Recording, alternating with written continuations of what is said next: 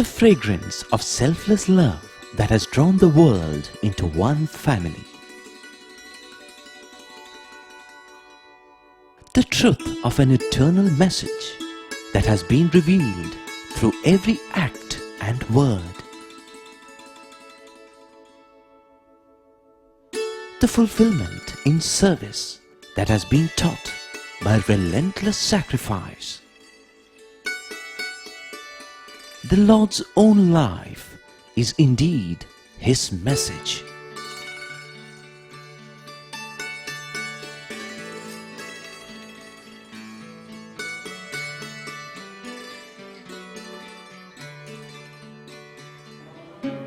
Sai Ram, and greetings from Prashanthi Nilayam.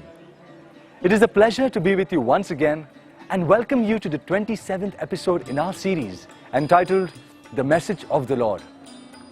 We are reaching towards the end of this series, and in this presentation we would like to discuss some aspects of problem solving with particular reference to the teachings of Bhagwan Baba. Right from the days of the caveman, humans have always encountered problems. For example, early humans had problems with finding food daily. They had problems with accommodation. They had to face danger from wild animals, reptiles, and so on. However, blessed as they were with intelligence by God, humans also learned how to solve problems as they came along. For example, they tamed animals, learned to farm, live in communities and share problems and difficulties, and so on. As man accumulated knowledge and human society advanced in many ways, problems also grew, often becoming more and more complex. Thus it is that even today, after so much of scientific and technological advances, hundreds of millions of ordinary people continue to have constant worries about food, water, and shelter. The rich also have their own worries, such as job security, concern about personal safety, and so on. Even countries have worries about security threats, food shortage, financial stability, etc. Many of these problems may seem like purely worldly problems. However, since most of them are connected with the human mind, there is inevitably a spiritual dimension to both the origin of the problem as well as its solution. Unfortunately, most people are so busy that they do not notice these problems. Even so, there are many concerned people who do worry about these problems and even try to solve them. I mentioned to you earlier that world statesmen met in the year 2000 to define clear goals and targets for solving many pressing problems, and that they subsequently published what has come to be called the Millennium Goals.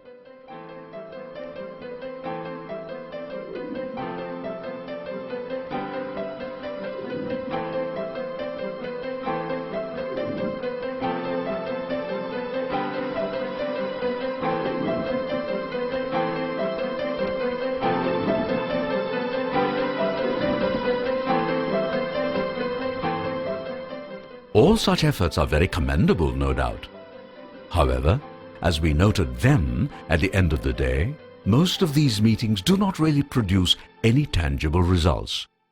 That is because currently problem solving is approached invariably in a fragmented manner. What is needed is an out-of-the-box approach, a holistic approach that goes beyond the limitations and the prejudices of the human mind, and thus free from selfishness and self-interest. In trying to find solutions to modern problems, we have to be careful enough to realize that sometimes what we imagine to be improvement and progress actually results in new and more complex problems. I am sure you're confused, and so let me give you an example. Take a good look at this car, which belongs to the 1930-1940 vintage. Those were the early days of the auto industry, and cars were neither as streamlined nor as fuel efficient as at present. That must be freely conceded. However, One thing going for those cars was that they could be more easily repaired than current models. In America, for example, people in those days used to take pride in fixing their own cars most of the time.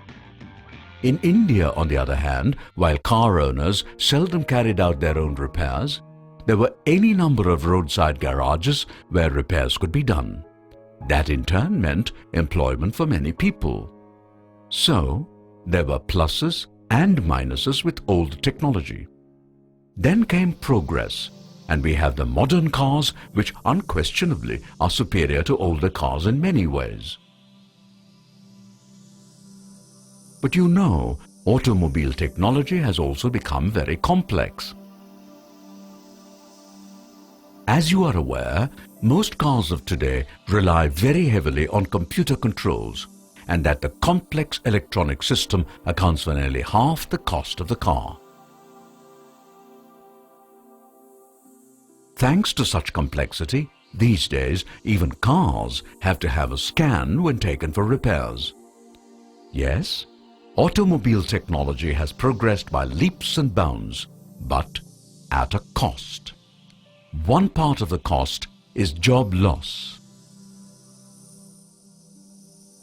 Part of the job loss occurs in the manufacturing sector where robots replace humans. Jobs are lost in the auto repair sector also because car repairs cannot be done by the roadside auto mechanic anymore. Rather, cars now require their own super specialty hospitals. We, who regularly use so many gadgets, are thrilled by them. But we hardly realize how many manufacturing jobs are lost as a result of mass production and technological complexity. It is time to realize that when people are replaced by machines in large numbers, it creates huge unemployment problems. In other words, while mass production might be good for making profits, it leads to a lot of unemployment, and that can cause all kinds of problems. And believe me, when unemployment becomes rampant, social unrest rises steeply. The message is loud and clear. Mass production may be good for corporations, but it is production by the masses that would really benefit society. We seldom realize that there are really two different worlds on the same planet.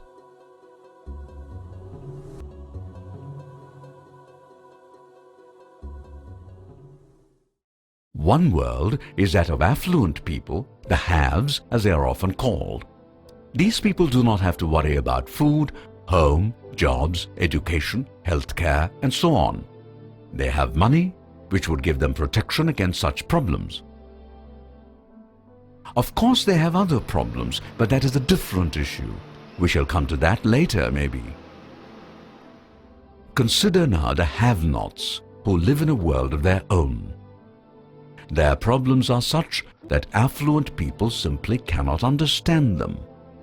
I mean, how can a person who has never gone hungry understand what it means to starve simply because there is no money to buy food? And such is the state of affairs today that these problems associated with low income and poverty keep lingering and multiplying with no sign of going away.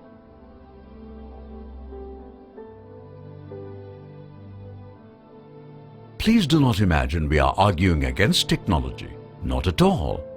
I mean, without technology, humans would not have been able to travel easily and in large numbers, for example.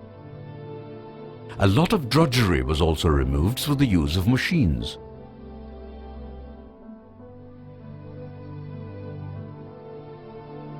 Let us also not forget that Swami's hospitals use technology all over the place. And by the way, without technology, I would not be able to present this series. So, we are not opposing technology per se, and that should be quite clear. At the same time, when technology began to promote unwanted and excessive consumerism, it began to create problems in many different ways. Firstly, there was the issue of waste. slowly but surely, the amount of waste generated began to multiply. Indeed, there were so many different kinds of wastes. No doubt this has led to a certain amount of recycling, but with the rate of consumption rapidly growing, the recycling load also is increasing. And remember, recycling means energy consumption, which in turn produces its own pollution, leading to its own social cost. The real problem with technology is that it gets heavily exploited for making money and profits, huge profits in fact. And very often, such profits come from exploitation. Exploitation creates wealth for a few while keeping many in poverty. That is asymmetry, and these days there is plenty of asymmetry. The real problem about asymmetry is that it could lead to a storm. Have you ever seen a storm, a cyclone, or a hurricane? Do you know how these usually originate? Basically, they are produced when there is a huge difference in the atmospheric pressure in two regions of the globe that are not too far apart. In other words, air from high pressure region rushes to the low pressure region, and that is how big storms are born. In human society, there are all kinds of asymmetries associated with inequity of various kinds, associated with wealth, education, job opportunities, access to healthcare, and so on. Inevitably, such inequity produces tension, crime, violence, and even big conflicts. In big metro cities, the rich and the poor often live near each other. The poor can constantly see and at close quarters the luxurious style of living and shopping the rich and the affluent have access to, the kind of education they can get, the kind of hospital care they can have when they fall sick, and so on. Not merely that, the rich often flaunt their extravagant lifestyle. Is it any wonder that this produces anger in the poor? They wonder, these people seem to have so much money to literally throw around. Why can't they spend some of it to help people like us? By the way, this is exactly what Swami told the big industrialists in Bombay City, now known as Mumbai, when he went there in March 1999. Getting back to the asymmetry issue, some of the have-nots just don't fume in anger. Instead, they take to crime, so that they too can get some money, maybe not for leading a life of luxury, but at least to buy some food. The growth of crime in big cities is not confined to any one country. Rather, it is a global phenomenon, for the simple reason that inequity always arouses anger, which then leads to violence. Here is another example of how inequity leads to a violent reaction. Some of you might have noticed that in recent years, piracy on the high seas in the neighborhood of the Red Sea and East African coast has been much in the news. The pirates, almost all of whom are from Somalia, have been widely condemned, but few people have bothered to ask, how come this region, which was quite safe for centuries, in fact, suddenly became pirate-infested? Some have investigated the matter and discovered that the growth of piracy was the direct result of a lot of injustice inflicted for decades over the people of that region. In Swami's words, it was good example of reflection, reaction, and resound. What actually happened was the following. Most of the people living on the coast of Somalia were poor fishermen. For centuries, they caught fish without disturbance from others, and thus enjoyed a certain measure of food security. And then came the big fishing trawlers. These trawlers were really fish factories that could sail across the oceans. With these, the fishermen could literally scoop huge portions of the waters of the sea and collect all the fish therein. They not only caught fish in massive quantities, but could also process them right there on the ship and sell the products off in the next port they called on. Like vultures, these huge trawlers descended on all the rich fishing areas, rapidly depleting the region of all the fish stock, to the point where there was hardly any fishing left. This has happened, for example, in Newfoundland in Canada, where the fishing industry has totally disappeared. In this case, the people who suffered were the locals. They brought their fate upon themselves. In Somalia, this fate was inflicted on the locals by the rich countries from the east to the west.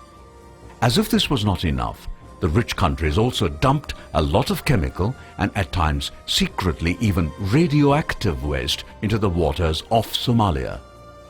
And when the great Indian Ocean tsunami of 2004 hit, the massive tidal waves scooped up all the waste from the very bottom of the ocean, dumping it into the shallow waters near the shoreline, killing whatever little fishing was left there. Robbed of their livelihood, many fishermen turned pirates. So you see, this business of reflection, reaction, resound that Baba sometimes refers to is very real. People cannot argue, why me? I had nothing to do with such injustice. Unfortunately, nature does not work that way.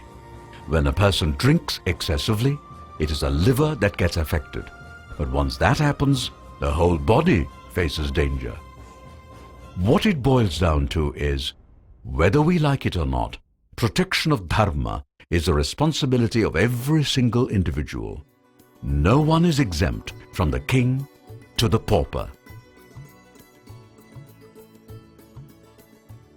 This is where Swami's powerful analogy between a healthy human body and a healthy society becomes most important. Our bodies may be different, but since the same God is within all of us, we must, if we really love God, discharge our duty to society. I'm afraid we have to wrap up here for today, but tomorrow we shall continue from this point and explain clearly how Baba's teachings not only ties all these points neatly, but also shows the way to actually solve these problems. Thank you for being with us, and do join us again tomorrow for the next episode. Jai Sai Ram.